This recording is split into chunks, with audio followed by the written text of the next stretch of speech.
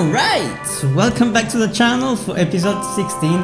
My name is Denny, and today we'll talk about something nobody ever talked about on YouTube. And I actually never heard about it until a few days back. So stay with me if you want to discover something for the first time ever. And subscribe to the channel if you want to help this channel grow. Alright. So the other day I was scrolling and wasting my life on Instagram when a story about lighting caught my attention. I clicked on the post to discover what it was about. It was a post from a DP called Benoit Delhomme. On the image of the post there was like a kind of 12 by 12 black and grey checkerboard bounce, which I never saw before.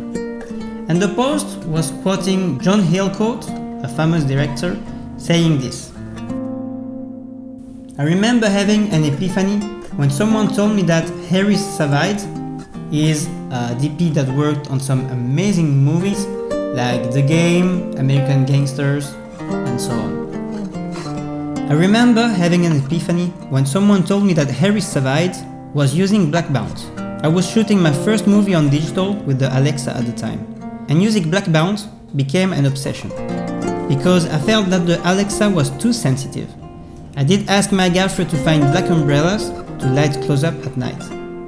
And the quality of that light was so velvety that I used it for all Jessica's close-up.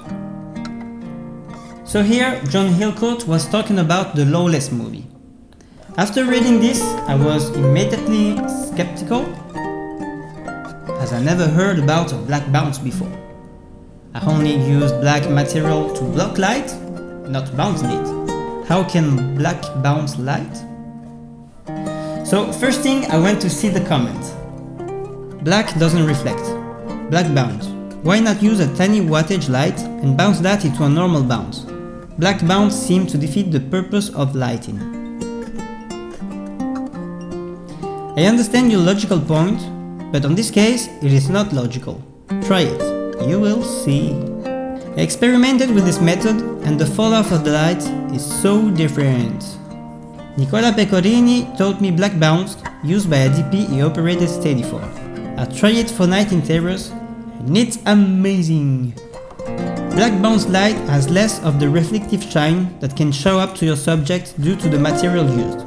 You don't get as strong as a highlight from it, which can help with shiny surfaces or having more subtle lighting for night at a similar stop. You'll need like 2-3 stops more light though. I think using a black surface to bounce light off is really just a waste of electricity. It sounds more clever than it really is in terms of results. Have you also seen the results from using black silks? It's something that Conrad Hall and team used extensively on Road of Perdition. This one is interesting because I didn't know about black silks. They are used to diffuse the light just as white silk would, but it is also cutting the lights down by several stops. So, if I got it correctly, it's like a silk and a net combined. I really would love to try this. And I found someone saying this: black silk can give you gloomy overcast day. I used them on crime drama filmed in LA when the main characters were supposed to be in Seattle. Really did give a dark, cloudy day vibe to the whole outdoor scene. Did it as two 20 by 20 overhead. Sounds cool. Don't hesitate to tell me in the comment section if you know more about this technique or if you already used it. Yeah, I mean, at least gaffers know this technique. It seems to be common knowledge. But black bounce, it's totally different. As you've seen, some people are saying it works great, and some are calling this bullshit. So, is it a clever idea with tangible results, or is it just a waste of electricity? There's only one way to find out. So yeah, let's try it. First, let's set up the camera. We take a cheap 4-in-1 light reflector, and we'll use the black side of it, which is made from a reflective material. I don't think you can bounce anything out of a real matte black surface like duvetting, for example. So this black reflector is perfect for the job. We'll use the aperture light bulb as motivation for the key light. Then, for the key light, we'll use the Nanlite FC500B on the floor, bouncing directly into the black bounce. You just have to be careful that the light doesn't spill on the subject. And to finish, we'll use a black flag on this side for negative fill.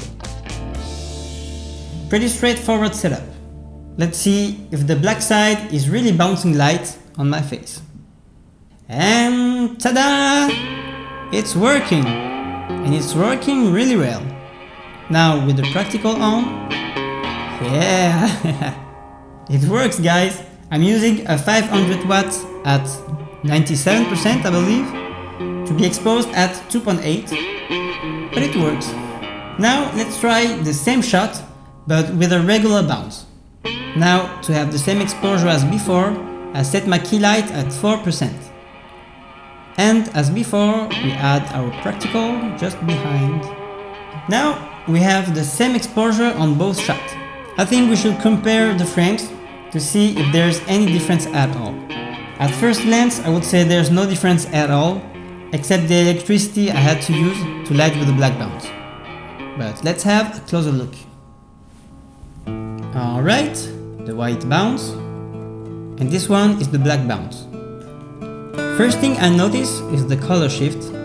The black bounce is a little greener, so let's correct the shift so we can focus on the quality of light instead. I would say the main thing is that the skin looks smoother with the black bounce. If you look, you can see it. There's less specular highlight on my skin. Yeah, actually the difference is really visible. I have to say that I really like it. But could you not have the same result by diffusing a regular bounce light? I'm guessing we could, but I clearly prefer my skin with the black bounce than the white bounce. So yeah, there are some tiny difference, but is it worth to spend that much electricity for it? I would say not really. It's a technique I would probably not be using on set, but it's good to know that it exists and that it really works.